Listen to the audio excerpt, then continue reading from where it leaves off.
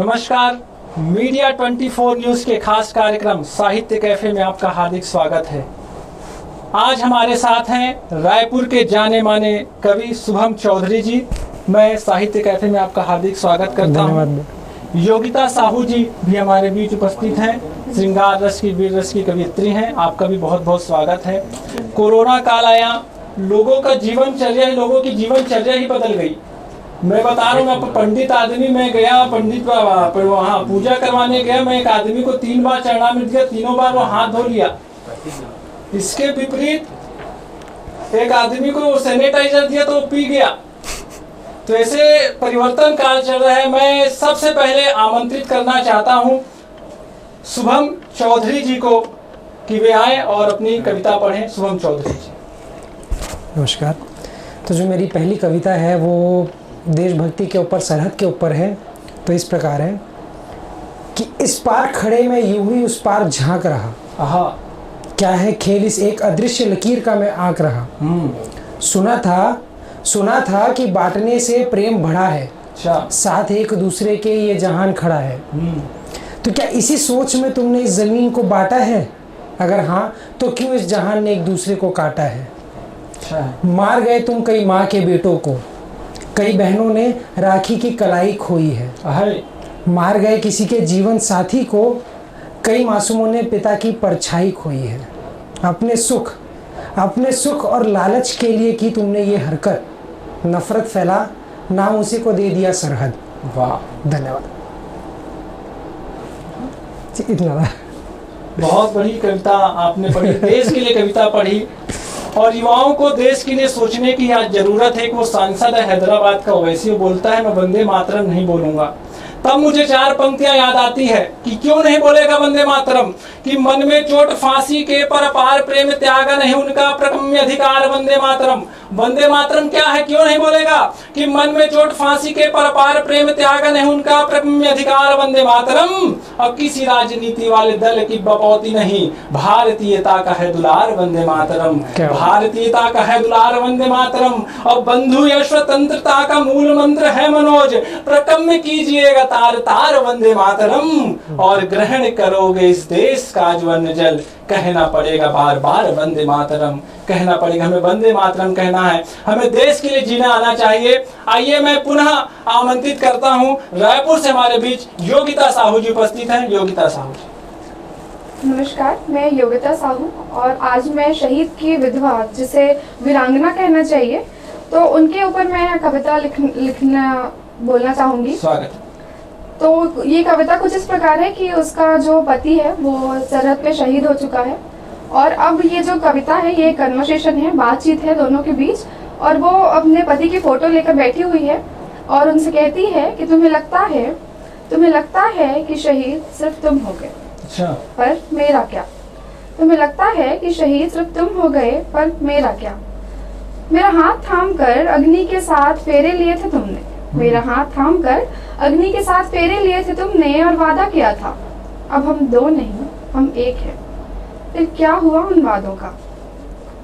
अगर शहीद तुम हुए तो फिर विधवा मैं क्यों? मेरे पास सब कुछ था तेरे नाम का, अब भी है मैं विधवा तेरे नाम की। तुम्हारे जाने से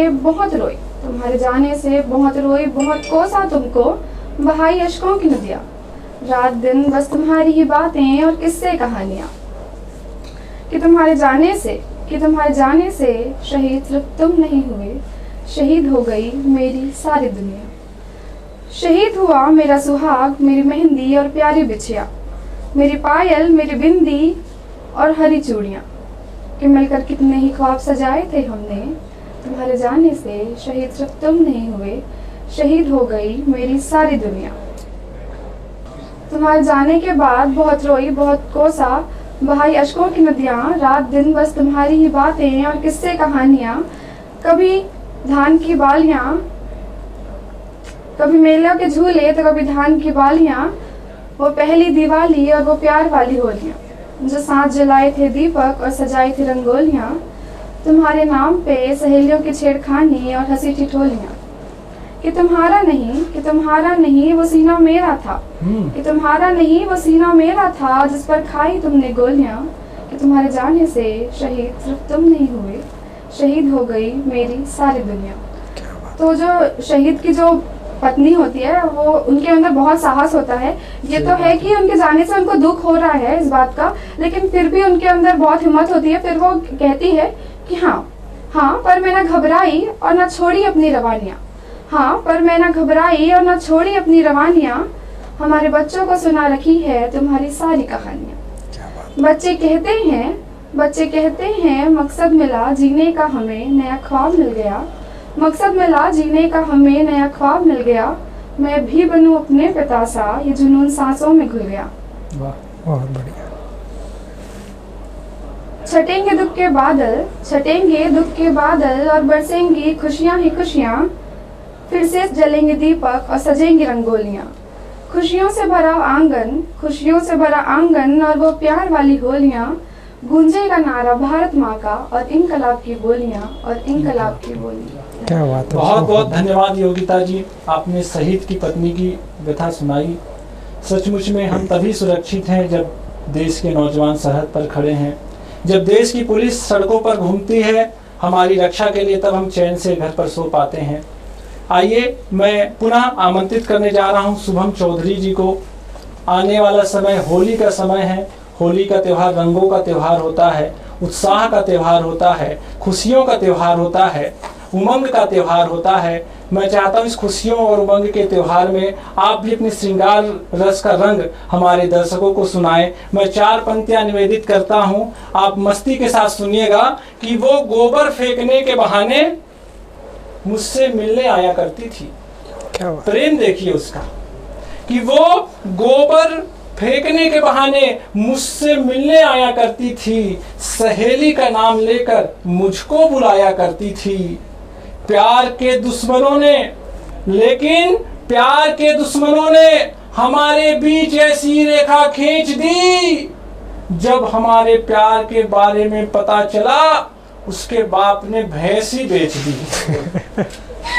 तो आइए मैं आमंत्रित करता हूं ऐसे ही श्रृंगार रस की कविता पढ़ने के लिए भाई शुभम चौधरी जी को। जी।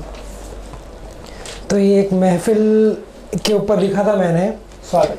कि महफिल में आज तेरा जिक्र हुआ, महफिल में आज तेरा जिक्र हुआ, तूने भी कभी अपनी जुबान पे मेरा नाम लाया तो होगा, नज्म को मेरी अपनी तन्हा रातों में गुनगुनाया तो होगा, हाल पूछा होगा कभी मेरे यार से, हाल पूछा होगा कभी मेरे यार से, जैसे कभी मैं पूछा करता था, अब तो कभी तुम्हें मेरी वफा पे एतबार आया तो होगा, राह के उस मोड़ पर तुमने मेरा इंतजार किया तो होगा, राह के उस मोड़ पर तुमने मेरा इंतजार किया तो होगा, जहाँ घंटों खड़े हो मैं तुम्हें निहारा करता था, शायद उस खामोशी में तुमने मेरी आवाज़ सुनी होगी, शायद इस खामोशी में तुमने मेरी आवाज़ सुनी होगी, जैसे उस खामोशी में मैं तुम्हें पुकारा करता था। अच्छा है। अब तो मेरी आशिकी की झलक आईने में दिखी होगी, अब तो मेरी आशिकी की झलक आईने में दिखी होगी, जैसे तुम मुझे अपनी निगाहों में पाया करती थी, कि आज महफिल में मोहतरमा आपका जिक्र हुआ, महफिल में मोहतरमा आपका जिक्र हुआ, आपने भी कभी अपनी ज़बान पे मेरा नाम लाया तो होगा, मुझसे दूर होकर कभी मुझे अपनाया तो होगा, कि महफिल में आज तुम्हारा जिक्र हुआ, तुमने भी कभी अपने ज़बान पे मेरा नाम लाया तो होगा। अच्छा है। इसको ख़त्म करूँगा एक नज़्म के साथ, स्वागत। कि दरवाजे पर दस्तक दो या ना दो, दरवाजे पर दस्तक दो या ना दो, हाँ, दरवाजे पर दस्तक दो या ना दो, मोहल्ले में आना तुम्हारा महसूस हो ही जाता है, आए हाय कि ये जो पल भर में आशियाना बदला है तुमने, कि ये जो पल भर में आशियाना बदला है तुमने, क्या सुकून के 2 पल की सांसें देकर जाता है। वाह। यहाँ पर ये इस नज़्म को मैं ख़त्म करता हूँ। बहुत बढ़िया रचना आपने पढ़ी, अपने अपने प्यार। कुंवारे ही आदमी लोग ऐसी कविता पढ़ सकते हैं, शादीशुदा आदमी तो सिर्फ इसी में निकल जाता है कि दाल का रेट कितना है, आज पेट्रोल का रेट बढ़ गया, अरे यार अब फिर से 2 रुपए किलो आटा बढ़ गया। आइए मैं उस श्रृंगार रस की कवित्री को आमंत्रित करता हूँ जो श्रृंगार की कविताएं पढ़ती हैं। हमारे बीच योगिता साहू जी हैं। मैं 2 पंक्तियां निवेदित करना चाहता हूँ किसी बड़े शायर की कि दामिनी अभी अभी मिलन गीत गाकर गई, कि दामिनी अभी अभी मिलन गीत गाकर गई, मेरी आशाएं निराशाएं यार जीत गई, खुश तो बहुत हूँ मगर कुछ तो बाकी है अभी, उसकी जुल्फों को संवारने में सारी रात बीत गई। क्या बात है। योगिता साहू जी रायपुर से। जी बहुत बहुत शुक्रिया। और मेरी मम्मी का नाम है दामिनी। तो कविता पढ़ने से पहले मैं एक हकीकत बोलना चाहूँगी स्वागत। कि खुद को तबाह करने का भी अब कोई मलाल नहीं होता। अच्छा। खुद को तबाह करने का भी अब कोई मलाल नहीं होता। बहुत ढूंढ लिए जवाब जिंदगी में, बहुत ढूंढ लिए जवाब जिंदगी में कि अब कोई सवाल नहीं होता। अच्छा। सुना है लाखों मुसीबतों के बाद भी मिल जाते हैं दीवाने फिल्मों में। सुना है लाखों मुसीबतों के बाद भी मिल जाते हैं दीवाने फिल्मों में। ये हकीकत है जनाब यहाँ ऐसा कमाल नहीं होता। ये हकीकत है जनाब यहाँ ऐसा कमाल नहीं होता। तो मेरी जो कविता है वो एक अधूरे इश्क के ऊपर है जो शायद कभी पूरी नहीं हो सकती। दुर्भाग्य है भाई तुम्हारे साथ इसको जो कर रहा उसकी इसको पूरा ना हो। स्वागत। ताउम्र मेरा हाथ थाम कर, ताउम्र मेरा हाथ गर थाम न सको, ताउम्र मेरा हाथ गर थाम न सको, कोई बात नहीं, बस वो एक लम्हा सिर्फ मेरा हो काफी है। अच्छा। सारा दिन मुझ में गर खो न सको, सारा दिन मुझ में गर खो न सको, कोई गम नहीं, बस 2 प्यारी बातें करो मुझसे काफी है। अच्छा। अपने दिल की बातें गर बयां न कर सको, अपने दिल की बातें गर बयां न कर सको, बस वो 2.5 हर्फ मेरे नाम कर दो काफी है। जो अपनी किताबों में मेरा खत न रख सको, जो अपनी किताबों में मेरा खत न रख सको, कोई गम नहीं, बस वो 3 कविताएं मेरे लिख दो काफी है। जानती हूँ कि मंजिलें मुख्तलिफ हैं हमारी। अच्छा।